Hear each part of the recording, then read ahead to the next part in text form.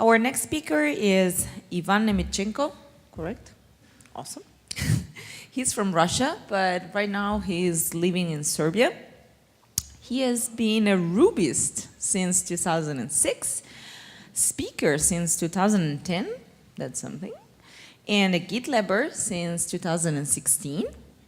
And a little bird told me that he once brewed 50 liters of mulled wine for an after party. What's this story about? So let's welcome him on stage and enjoy.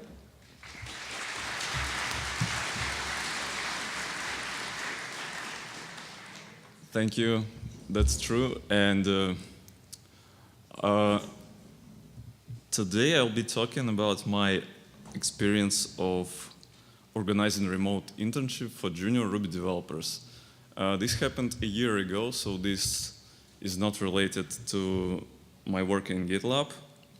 But in GitLab, I spent time actually exploring GitLab and its possibilities and explaining it to other people. And I spent almost 2 months exploring possibilities of GitLab CI. And for now, since there are so many Rubyists, I have a question for you. Please raise your hand, those who are using CI systems. Okay, thank you.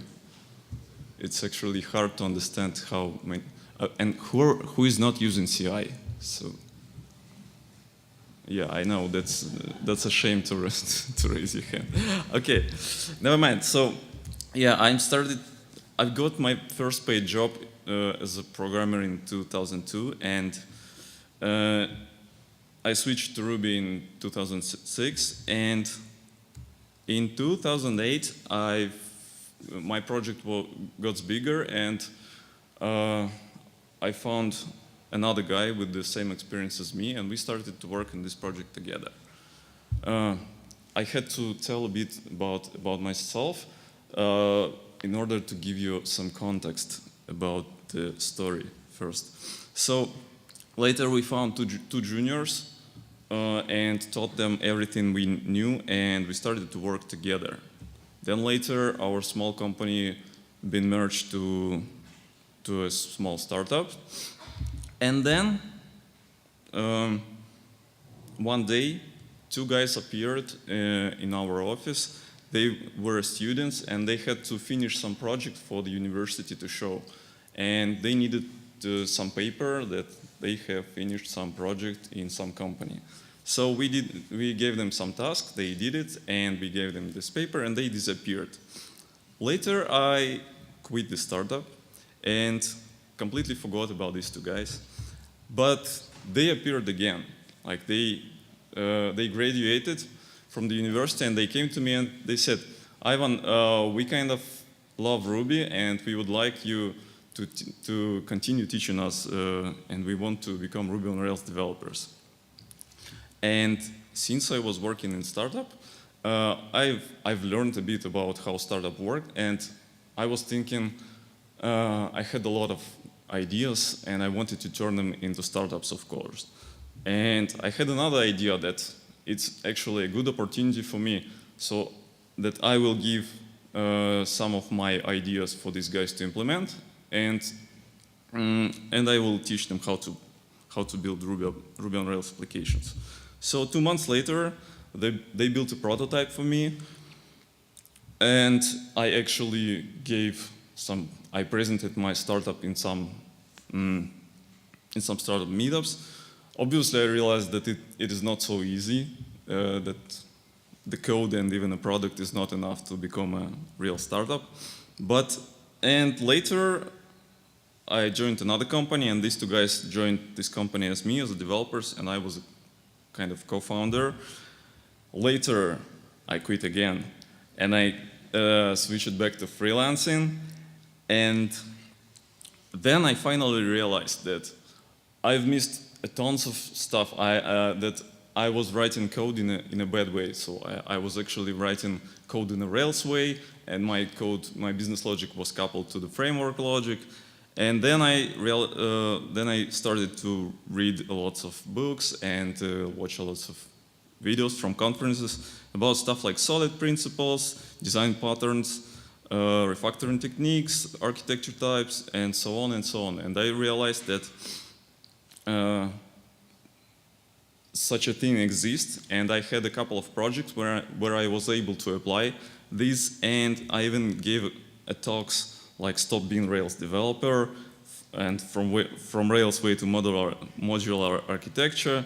I even created a website, railshearts.com, and there is a first lesson for you here, like, don't be the best student in the class, because if you are the best student, like, and you don't have a mentor who will give you a feedback about the stuff you are doing, you will spend a lot of time to become better in what you are doing. And that's all with the context, and let me tell you actually about the internship. It happened almost exactly a year ago.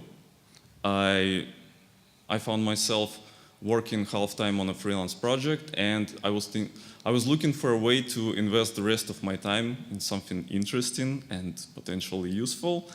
And of course, I had even more ideas of projects, and I decided, well, why can't I find a couple of guys again, and they will do this. They will implement the prototypes for my applications again, and I will teach them. So this is what came into my mind. So what will intern get?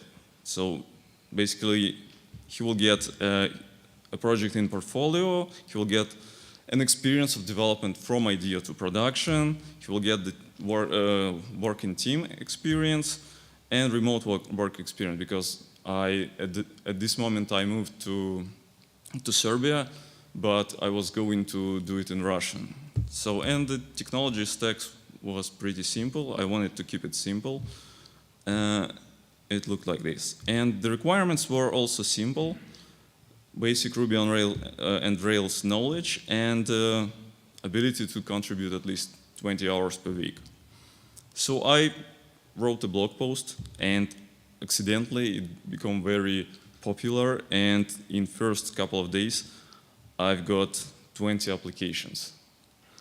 Then in a week I got something like 40 applications, and I realized that at first I was excited because it looks like this thing become popular.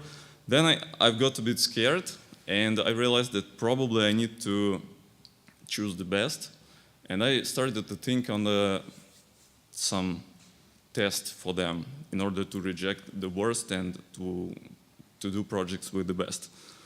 While I was working on the test, I've got about 60 applications. And then another idea came into my mind. Well, if there is such a big demand, maybe I should try to turn this internship into, if not a startup, but something which could scale. Then I decided to turn this test into aptitude test. So I was not going to reject anyone. If you were able to finish this test, you will be able to work on a project. And let me show you how the test actually looked like. So first part was really simple. So you need to create a simple web application, and there should be a registration. Once registered, you should be able to see the list of products. You should be able to create a product, and you should be able to view the product. That's really simple, and most of the interns were able to accomplish it in a day or two. But then, whenever someone reported me that he's completed first part, I sent him the second part. And in the second part, there was a new set of requirements, and the first requirement was that now we have 3 different types of users. And those 3 different types of users have different registration forms and different validation rules. And moreover, now we have different types of products and different permissions according to the types of users. In the third part, I introduced the ability to purchase a product, and it was implemented through work with external API, and the purchase logic was a bit complicated, so that if you would implement it in a very straightforward way, you will end up having like a bunch of nested if statements in the controller action. And I was not doing any code review between those steps. And guess what? The final result looked like this. And this was done intentionally, because at this point, they all wrote the worst code they were able to write. And let me show you a couple of snippets of this code. So this is, let me explain what was my intention while I was creating those tasks. So my intention was to, the idea is that there is no default Rails way to solve the problems I introduced. So someone would, for example, for different types of users, someone could start doing STI, single table inheritance. Someone would use some gems. Someone would create multiple models, and so on and so on. And I wanted to make them think. I wanted them to make decisions. That was my goal. And they made decisions, and they felt the pain from their decisions, because every business logic pivot forced them to think a lot and to feel the pain from their decisions, because they actually don't know how to write code properly, so they're doing it somehow. And this is how this method in controller looks like in some of the projects. So, and this is another example. So common mistakes, common problem. So they tend to ignore levels of abstraction, so that low-level work with external API and business logic in one place is a very common thing to see in this code. They tend to use a lot of gems, because these gems are kind of a standard in a community, but they usually don't know the limitations of which these gems are introduced into a system. And it means they treat them like it is the only way to do it. And they treat this limitation as a thing which cannot be changed. Almost nobody knows about service objects, and therefore they tend to put business logic in pretty random places and spread it across whole application. And of course, bad naming. And after this test, there were a couple of next steps. And the first steps, whenever I should say that they haven't started this internship, this test at the one moment. They were finishing this test in batches. And whenever first 6 or 7 people have finished their test, we organized a Hangout call and did a code review. We went through all the steps of every project and analyzed every decision and described why those decisions are bad or good. Then I read them a short lecture about patterns, which can solve the most of the problem they had. Then they did a refactoring session, and then did a cross-code review when they were reviewing the code of each other. And then finally, the project work have started. I have not so much to tell about the project work. I will just demonstrate you the results. One of the first things we did is this Ruby or Rails quiz. And it was done really fast by the first team. And this thing got very popular. If you haven't seen it, you should try it. Another thing was, and I really loved this idea because it was so meta, because interns were developing the platform for internships. I really love this idea, and first thing they implemented is the task delivery automation. Whenever someone someone created a tag in the repository, they received the next task automatically. And then another team created the dashboard so that I could browse the projects and the tags easily. The next project was very ambitious open source project. It's supposed to be open source alternative to New Relic. I don't think it's finished, but the guys who were working on this, those were actually two external mentors, except me. And they had very pretty challenging tasks. This is why I'm mentioning them. And there were, of course, the problems. When I had almost 16 or something about it, interns who were ready to work on the projects, I had a problem because I found only these two mentors and they had only one project. So they took 4 of my mentors and I had to deal with the rest of them. At first I thought this is a good idea because when you're like, your expectations are always like this, like you will give them direction and they will steadily go in this direction. And then you have 3 projects, your expectations are like this, so they will steadily go in the direction you're showing to them. But in reality, it was more like this because of a bunch of problems. Basically, my mistake was that I was treating them like it is not a real project, but it was a real project, and you have all the managing problems like in a real project, but they're even more. These problems are even more aggressive because the people you're working with are less experienced. So here are some of the problems I had. So collective irresponsibility, people like saying that they will do something, but they are not doing it. Sometimes people are just not able to communicate with each other in a good way, and this was also a problem.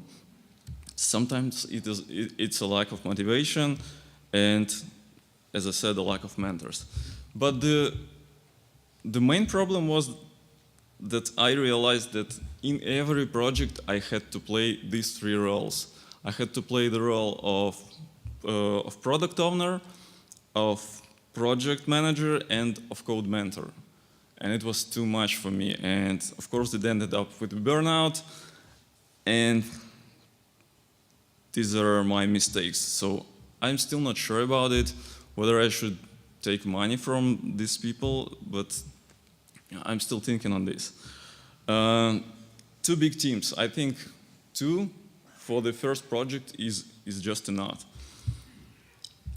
And I think I should have been filtered them. I should have been reject some people because I had a lot of problems with just 2 people. If I would like throw them, it would be much easier for me. So things that work not so well, this project work, but things that work just perfectly, this aptitude test. I realized that it was that good because in 2 months I started to receive emails from people who passed this aptitude test, and they started to say, hey, Ivan, thank you. We realized what you were saying us, and we were able to get a good job now. So then I realized that it was really good thing, and today I have a bunch of thoughts on this because a year passed, and of course I was thinking about it, and I'm thinking maybe I should like try it one more time, but we'll see. So let's talk about junior needs. Junior needs, first of all, he needs a real project to work on. What does it mean real? Because the real project gives you a context, and the context means that there is always a business reason why something should be done. It's not just some fake stuff. And it is very important because, well, there is always, as I said, there is always a real reason why something should be implemented. They need something, some achievement to put in their portfolio. As I said previously, they need whole development cycle experience, and they need a teamwork experience because it is also a problem for many of developers, of beginner developers. And how do they learn if they are not like in any internship or workshop? How do they learn?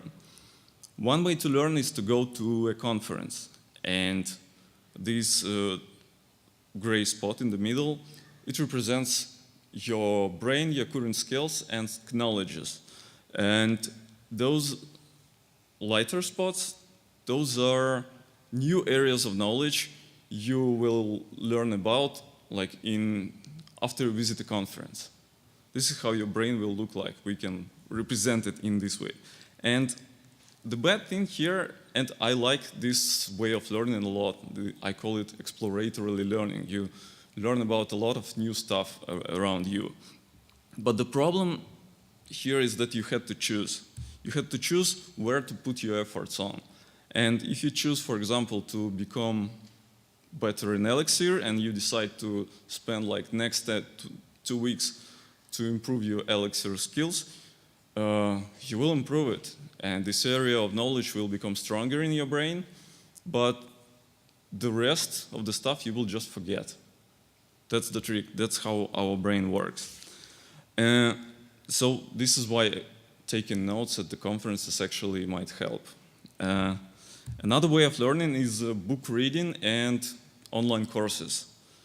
This might help you to develop a really sophisticated picture of a subject in your brain, like a lot of connected areas and related stuff. But the problem is that this knowledge is not very practical. The problem is that when you meet a real problem, you will not be able to apply your knowledge to solve this problem quickly. So you need to develop skills as well. And in order to develop skills, some beginners do the pet projects. And it works well. So they really develop practical skills. They know how to use tools. But the problem here is that they don't have a person who would give them a feedback. And if you don't have a feedback, you don't know your mistakes. You don't have a reason to fix those mistakes, and you just end up having some delusions in your picture, in your mindset. Right? And another bad thing which a lot of beginners think, so they think that, okay, I'm graduated, now I want to become a Ruby on Rails developer. Okay, I will spend next 6 months reading books, watching online courses, and so on. And in 6 months, I will magically turn up into a Rails developer, and I will get a job and stuff like this. But I think in reality, it works a bit differently. The graph looks like this. So first, you need to learn to do something useful.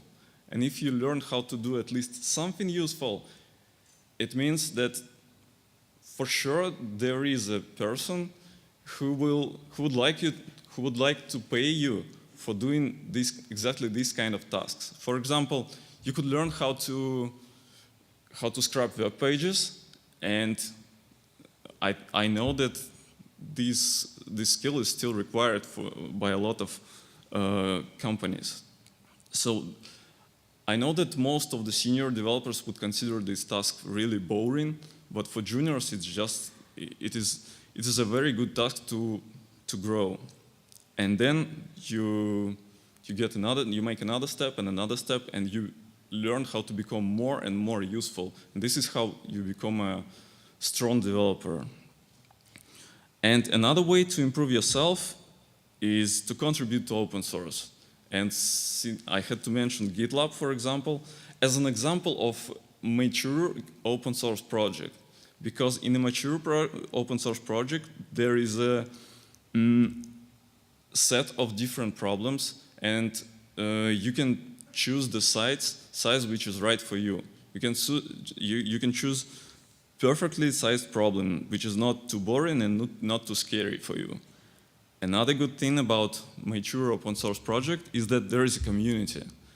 And the community means feedback. And as we said previously, feedback is crucial to your growth. Okay, let's talk about seniors.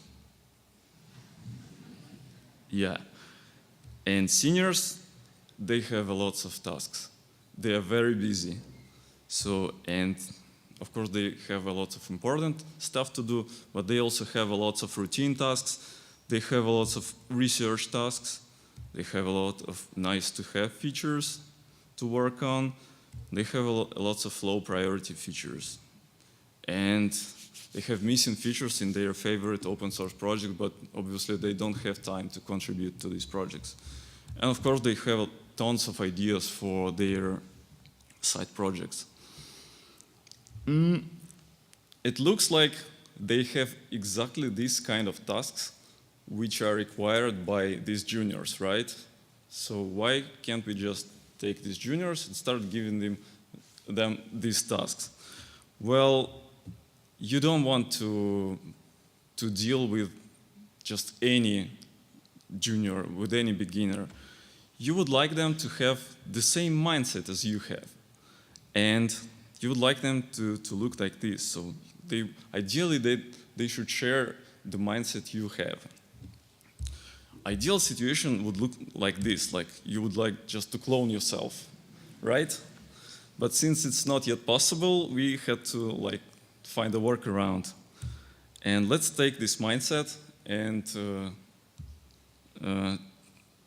see where it comes from.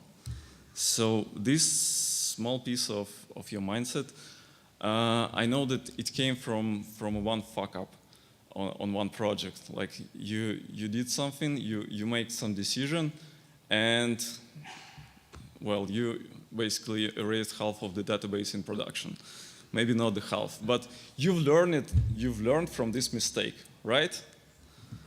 Then it was another project, and you wrote very inefficient query, and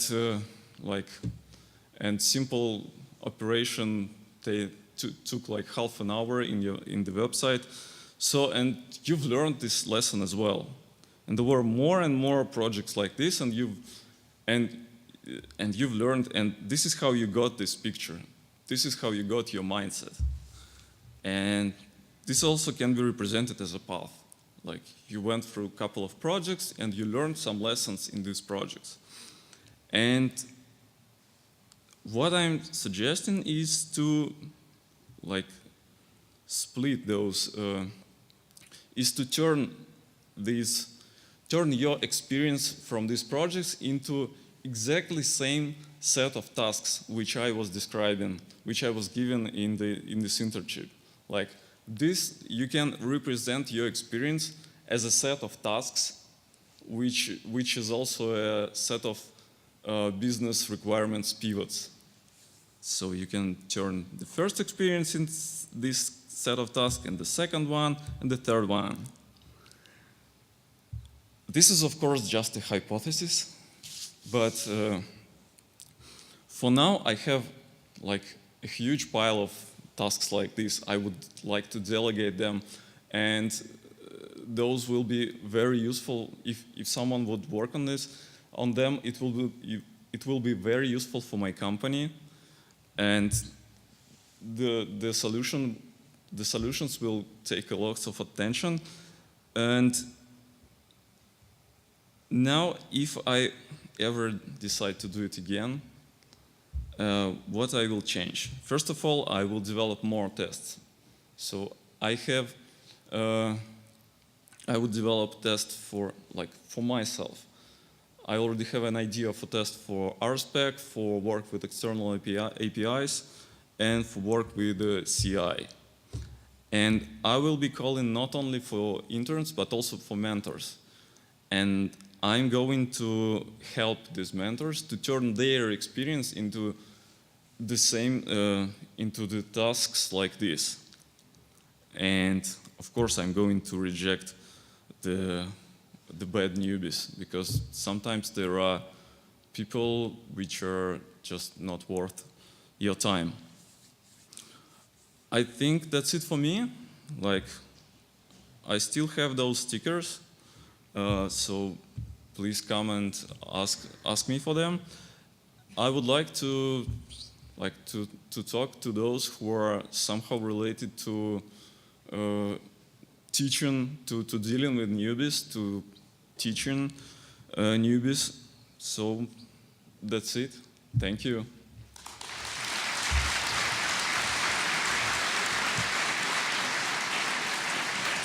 Thank you, Ivan.